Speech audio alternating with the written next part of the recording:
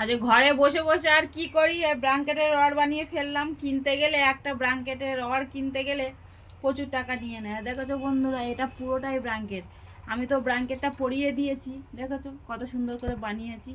কিন্তু একটু শাড়িটা একটু রকম বিরকম হলেও কিন্তু সুন্দর হয়েছে, দেখেছো। এইটা পুরো বানিয়েছি আর রডটাকেই পরিয়ে দিয়েছি। এখন বসে বসে সেলাই করছি, না সেলাই করলে গুড়িয়ে তো এক হয়ে যাবে। ওই জন্য এখন বসে বসে সেলাই করছি। সেলাই করে নিয়ে তারপরে বাদবাকি কাজগুলো করবো। আজকে কাজ নেই আর বসে বসে কি করি, হাতের কাজ কিছু একটা করলে সময়টাও কেটে যাবে। অথচ এইগুলো বানানোর দরকার ছিল, না বানালে তো চলছিল না। ওই জন্য বসে বসে এখন বানাচ্ছি। এখন সেলাই করছি এই ধারগুলো সেলাই করে তারপরে সুবিধা হবে, নয়তো এইগুলো সব এক হয়ে যাবে। কিন্তু এরমভাবে সেলাই করে দিলে যেখান করা জিনিস এইখানে পড়ে থাকবে। ওই জন্য ধারগুলো সেলাই করছি, কেন একটা জিনিস কিনতে গেলে প্রচুর টাকা চলে যাবে।